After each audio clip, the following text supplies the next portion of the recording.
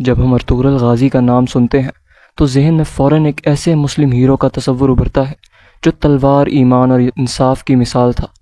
لیکن کیا کبھی آپ نے سوچا کہ کیا ارطغرل واقعی مسلمان تھا یا صرف ایک کہانی کا حصہ؟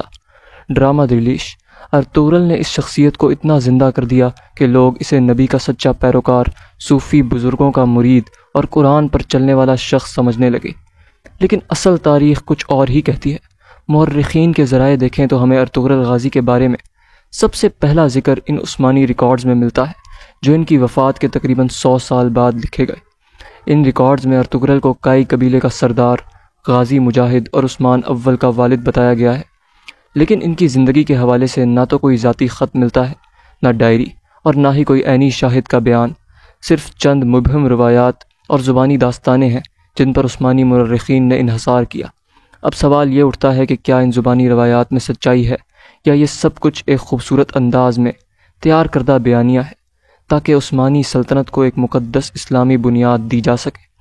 کچھ جدید مورخین کا کہنا ہے کہ ارطغرل اصل میں ایک قبائلی سردار تھے جو منگول حملوں کے دور میں اپنی قوم کے ساتھ ہجرت کرتے ہوئے اناطولیہ آئے، جہاں انہوں نے ایک چھوٹی سی جگہ پر قیام کیا، لیکن ان کے ذاتی دینی عقائد کے بارے میں کوئی واضح ریکارڈ نہیں ملتا۔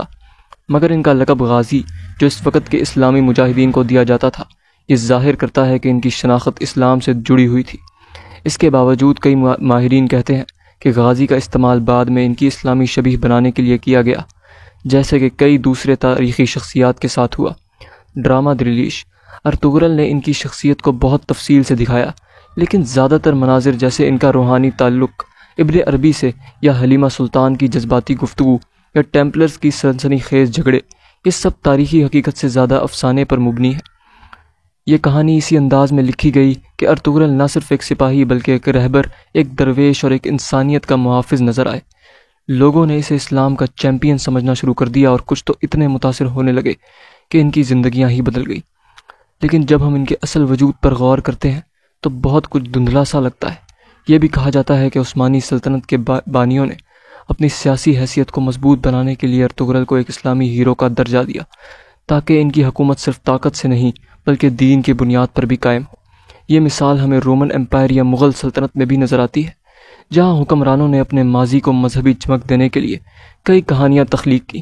آج کے دور میں جب مسلم نوجوان شناخت کے بحران کا شکار ہے تو ایسے فکشنل ہیرو انہیں امید دیتے ہیں، لیکن یہ بھی ضروری ہے کہ ہم حقیقت اور افسانے میں فرق سمجھیں۔ شاید ارطغرل واقعی مسلمان تھے یا شاید ان کی اسلامی شناخت ایک سیاسی ضرورت تھی، لیکن ان کا نام آج بھی ایک علامت ہے قیادت، بہادری اور عزت کی۔ جو بات طے ہے وہ یہ کہ ارطغرل کی زندگی چاہے جیسی بھی تھی، آج ایک مثال بن چکی ہے، ایک ایسی مثال جو لوگوں کو ان کی جڑیں یاد دلاتی ہیں، اور شاید ہمیں ان کی اصل زندگی کا سچ کبھی معلوم نہ ہو، لیکن ان کا اثر آج کے دور کے لیے اتنا ہی کافی ہے کہ وہ لوگوں کے لیے ایک جذبہ اور تحریک بن چکے ہیں۔ یہ کہانی صرف ایک شخص کی نہیں بلکہ پوری مسلم شناخت کی ہے، ایک تلاش اپنے اصل کی، اپنے پہچان کی اور اپنی تاریخ کی۔